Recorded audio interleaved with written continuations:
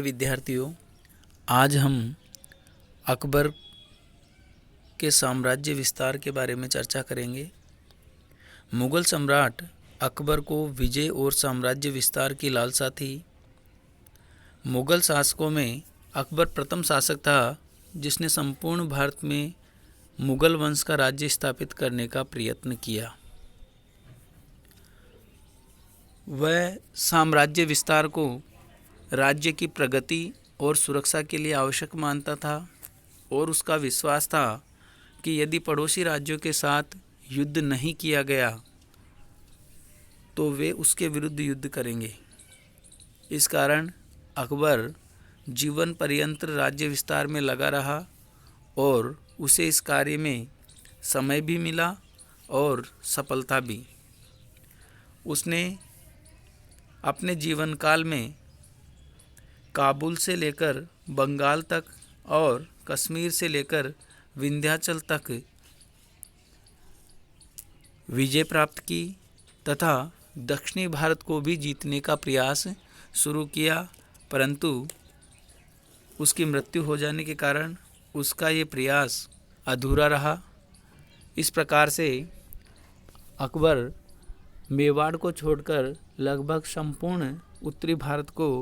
जीत चुका था और इन्हीं विजयों के बारे में आज हम चर्चा करने जा रहे हैं। अकबर के द्वारा सर्वप्रथम मालवा को जीता गया 1561 ईस्वी में और उस समय मालवा का शासक बाज बहादुर था, जिसका अधिकांश समय अपने गाने बजाने के शौक को पूरा करने में ही निकल जाया करता था और अकबर के द्वारा ऐसे समय पर मालवा पर आक्रमण किया गया और सैन्य नेतृत्व की कमान आदम खां के हाथ में थी। आदम खां के द्वारा सेना सहित जब सारंगपुर पहुंच गया तब जाकर बाज बहादुर को इसके बारे में सूचना मिलती है और बाज बहादुर मालवा को बचाने में असफल रहता है और इस प्रकार आदम खां लूट के बहुत सारी सामग्री के साथ मालवा पर अधिकार कर लेता है। हालांकि बाद में इस लूट की सामग्री को लेकर आदम खां और अकबर के संबंध भी खराब हो जाते हैं। इस प्रकार 1561 ईस्वी में मालवा पर अकबर की विजय हो जाती है, परंतु बाज बहादुर के द्वारा दक्षिणी भारत के शासकों से मदद लेकर 1562 ईस्वी में पुनः मालवा को लेने का प्रयास किया गया, विद्रोह किया गया, परंतु अकबर के द्वारा अब्दुल्ला खां उज़्बेक को भेजकर पुनः मालवा के ऊपर अधिकार कर लिया और अंततः बाज बहादुर के द्वारा अकबर की अधीनता स्वीकार कर ली गई और इस प्रकार से 1562 ईस्वी में मालवा पूर्णतः अकबर के अधिकार में आ गया। इसी प्रकार 1561 ईस्वी में चुनार, जो कि बिहार में आता है, आसफ खां के द्वारा चुनार विजय की गई। 1564 ईस्वी में अकबर के द्वारा गोंडवाना पर आक्रमण किया गया और इस समय यहाँ का शासक वीर नारायण, जो कि एक अल्पवयस्क था और अपनी माता दुर्गावती के संरक्षण में राज्य कर रहा था। दुर्गावती एक बहुत ही अच्छी प्रशासिका थी, वीर और योग्य थी। आसफ खां के द्वारा मुगल सेना का नेतृत्व किया गया और अंततः दुर्गा देवी लड़ते हुए मारी गई और गोंडवाना की राजधानी चौरागढ़ के ऊपर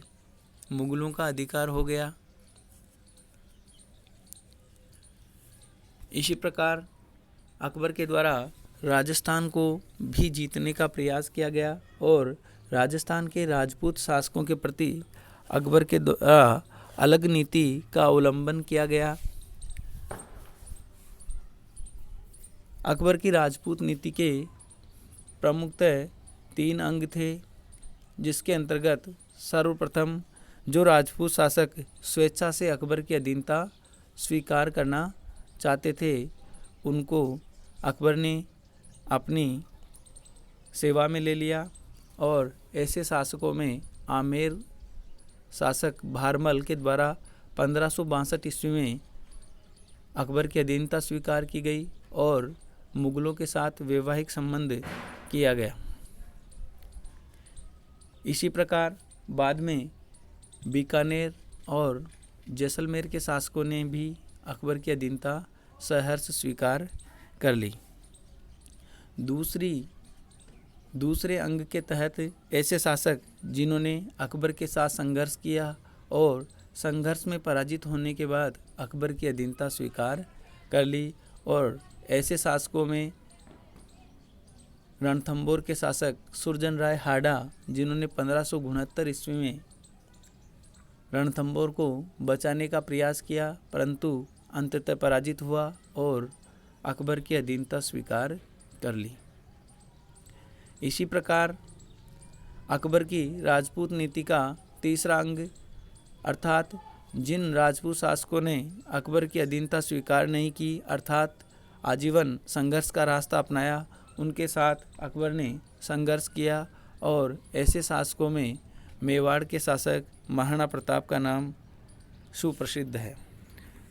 कहने का मतलब अकबर के द्वारा 1562 ईस्वी में जयपुर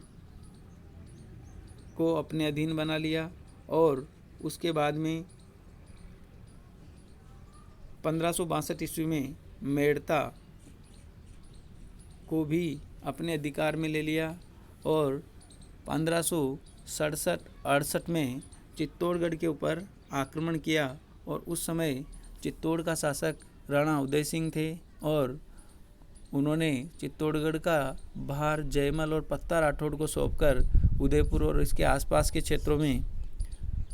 छुपकर अपना बचाव किया। चित्तौड़गढ़ का पतन हो गया और अकबर के द्वारा वहां पर कत्लेआम करवाया गया। मेवाड़ का कुछ हिस्सा अकबर के अधिकार में आ गया परंतु फिर भी मेवाड़ का पूर्णतः पतन नहीं हुआ। 1569 ईस्वी में रणथंभौर को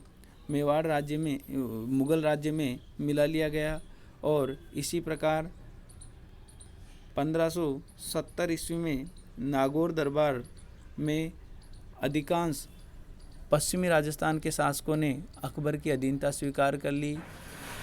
बीकानेर के शासक कल्याणमल और जैसलमेर के शासक हर राय के द्वारा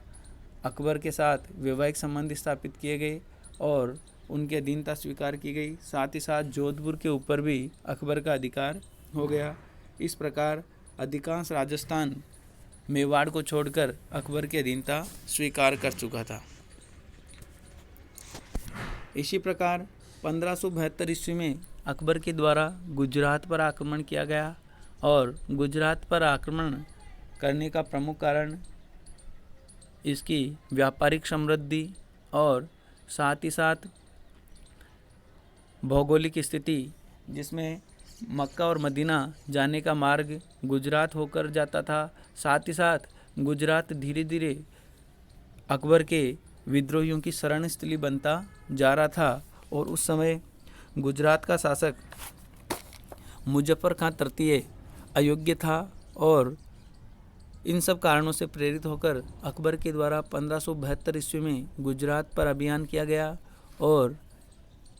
1572 में अकबर गुजरात को जीतने में सफल हुआ। गुजरात विजय के बाद में अकबर ने यहाँ पर मिर्ज़ा अजीज़ कोका को सूबेदार बनाया और स्वयं वापस आगरा लौट गया। परंतु 1573 ईस्वी में गुजरात में पुनः विद्रोह हुआ क्योंकि मोहम्मद हुसैन मिर्ज़ा, जो कि दक्षिण में उस समय चला गया था, पुनः गुजरात में आया और उसने मुगलों की विद्रोही शक्तियों को एकत्रित करके विद्रोह कर दिया 1573 ईस्वी में। और अकबर को जब इसकी सूचना मिली तो 1573 ईस्वी में अकबर के द्वारा आगरा से निकलकर गुजरात अभियान किया गया और 450 मील की दूरी मात्र 9 दिनों में तय की गई और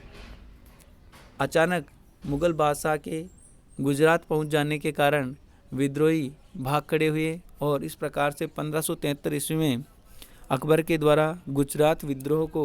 नियंत्रित किया गया और इस प्रकार अकबर का ये अभियान संसार का सबसे द्रुतगामी अभियान भी माना जाता है।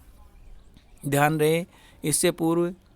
सिंध अभियान जो कि फिरोज शाह तुगलक के द्वारा किया गया था सबसे अव्यवस्थित सैन्य अभियान था, जबकि संसार का सबसे तीव्र और द्रुतगामी अभियान अकबर का 1573 ईस्वी का गुजरात अभियान माना जाता है। और इस प्रकार से अकबर ने गुजरात को अपने राज्य में मिला लिया और गुजरात विजय के उपलक्ष्य में बुलंद दरवाज़ा बनवाया गया। इसी प्रकार अकबर के द्वारा बिहार और बंगाल को 1574 से 76 ईस्वी में जीतकर अपने राज्य में मिला लिया गया। उस समय बंगाल और बिहार पर सुलेमान किरमानी जो कि अकबर की अधीनता स्वीकार कर चुका था के द्वारा शासन किया जा रहा था, परंतु सुलेमान के बाद में उसका पुत्र दाऊद ने अपने आप को मुगलों से स्वतंत्र होने की घोषणा कर चुका था और इस कारण से अकबर के द्वारा मुनीम खां के नेतृत्व में सैन्य अभियान भेजा गया और मुनीम खां के द्वारा बंगाल और बिहार को दाऊद से जीतकर मुगल राज्य में मिला लिया गया।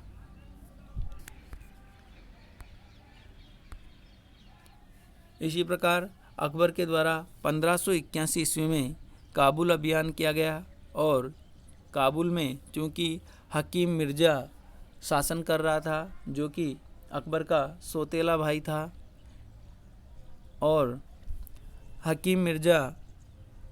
चूँकि बहुत ही ज़्यादा महत्वाकांक्षी था और बंगाल और बिहार में अकबर के विरुद्ध इस समय विद्रोह हो रहा था और प्रमुख धर्माधिकारियों के द्वारा अकबर की धार्मिक नीति से असंतुष्ट होकर अकबर के खिलाफ युद्ध को धार्मिक दृष्टि से उचित सिद्ध कर दिया था और इसी का फ़ायदा लेने के लिए हकीम मिर्ज़ा द्वारा भारत पर आक्रमण किया गया और परिणाम स्वरूप अकबर के द्वारा काबुल अभियान किया गया और अंत में हकीम मिर्ज़ा को जब किसी प्रकार की कोई सहायता न मिली तो काबुल से भाग गया और इस प्रकार से अकबर का काबुल पर अधिकार हो गया और वहाँ का सूबेदार मिर्ज़ा राजा मान सिंह को बनाया गया और अकबर वापस आगरा लौट गया। बाद में यहाँ का प्रशासन हकीम मिर्ज़ा की बहन बख्तुन्निसा बेगम को दे दिया गया और हकीम धीरे धीरे बाद में वापस प्रशासन में हकीम मिर्ज़ा का हस्तक्षेप शुरू हो गया, परंतु फिर भी हकीम मिर्ज़ा की मृत्यु के बाद 1581 ईस्वी में काबुल को मुग़ल राज्य में मिला लिया गया। इसी प्रकार 1586 ईस्वी में अकबर के द्वारा कश्मीर को जीत लिया गया और कश्मीर विजय में सैन्य नेतृत्व कासिम खां और भगवान दास के द्वारा किया गया। 1591 ईस्वी में सिंध अभियान हेतु अब्दुल रहीम खानकाना को भेजा गया जो कि उस समय मुल्तान का सूबेदार था और 1591 ईस्वी में सिंध के शासक जानी बेग को हराकर अब्दुल रहीम खानकाना ने सिंध को जीतकर मुग़ल राज्य में मिला लिया गया। इसी प्रकार 1592 ईस्वी में बंगाल और बिहार के तत्कालीन सूबेदार मिर्ज़ा राजा मान सिंह के द्वारा उड़ीसा को जीतकर मुग़ल राज्य में मिलाया गया और इसी क्रम में 1595 ईस्वी में कंधार जो कि उत्तर पश्चिम में स्थित बहुत ही महत्वपूर्ण दुर्ग था और भारत और फारस के बीचों बीच स्थित था जो कि फारस के शासक के अधिकार में था। 1595 ईस्वी में यहाँ के प्रशासक मुजफ्फर हुसैन मिर्ज़ा के फारस के शासक के साथ संबंध खराब हो गए और परिणाम स्वरूप उसने कंधार दुर्ग को मुग़लों को सहर्ष सौंप दिया और इस प्रकार 1595 ईस्वी में कंधार भी बादशाह अकबर के अधिकार में आ गया। अकबर के द्वारा दक्षिणी भारत को भी जीतने का प्रयास किया गया और उस समय दक्षिणी भारत में बहमनी राज्य से स्वतंत्र हुए या बहमनी राज्य के विघटन के परिणाम स्वरूप उत्पन्न हुए 4 प्रमुख राज्य थे: खानदेश, अहमदनगर, बीजापुर और गोलकुंडा। खानदेश, बीजापुर, अहमदनगर और गोलकुंडा, ये 4 प्रमुख राज्य उस समय दक्षिणी भारत में बहमनी राज्य, जो कि पहले बहमनी राज्य का हिस्सा हुआ करते थे, और बहमनी राज्य के पतन के बाद 4 राज्य दक्षिणी भारत के राजनीति में उभरे और अकबर के द्वारा इन चारों राज्यों में अपने दूतों के द्वारा प्रस्ताव भेजा गया ताकि चारों राज्य अकबर की अधीनता स्वीकार कर सके। खानदेश के शासक अली खां द्वारा अकबर की अधीनता स्वीकार कर ली गई, क्योंकि खानदेश अकबर की सीमा के बिल्कुल निकट स्थित था, जबकि अन्य 3 राज्यों ने विनम्रतापूर्वक अकबर की अधीनता के प्रस्ताव को ठुकरा दिया। परिणाम स्वरूप अकबर के द्वारा अहमदनगर पर आक्रमण किया गया 1593 ईस्वी में, और इस समय अहमदनगर के रक्षण का कार्य चांद बीबी के द्वारा किया गया, परंतु बाद में अकबर के अधीनता स्वीकार कर ली गई और बरार का प्रदेश मुगलों को दे दिया गया। परंतु अहमदनगर पर पूर्णतः मुगलों का अधिकार नहीं हुआ और विद्रोहियों के द्वारा अहमदनगर को वापस स्वतंत्र कराने के प्रयास जारी रहे। इसी प्रकार खानदेश के शासक अली खां ने अकबर की अधीनता स्वीकार कर ली थी, परंतु अली खां की मृत्यु के बाद मीरन बहादुर शाह के द्वारा अपने आप को स्वतंत्र घोषित कर लिया। परिणाम स्वरूप अकबर के द्वारा खानदेश के ऊपर आक्रमण किया गया और बुरहानपुर, जो कि खानदेश की राजधानी थी, उसके ऊपर अधिकार कर लिया गया। मीरन बहादुर असीरगढ़ के किला, जो कि सामरिक दृष्टि से महत्वपूर्ण था, में अपने बचाव के लिए प्रयास किया और अकबर के द्वारा बुरहानपुर जीतने के बाद असीरगढ़ को घेरा गया 1601 ईस्वी में। और जब अकबर को बहुत दिनों तक जीतने में सफलता न मिली तो अकबर के द्वारा रिश्वत देकर किलेदार को अपनी तरफ मिला लिया गया और इस प्रकार से असीरगढ़ के दुर्ग पे 1601 ईस्वी में अधिकार कर लिया गया और ये अकबर की अंतिम विजय थी 1601 ईस्वी में, असीरगढ़ की विजय।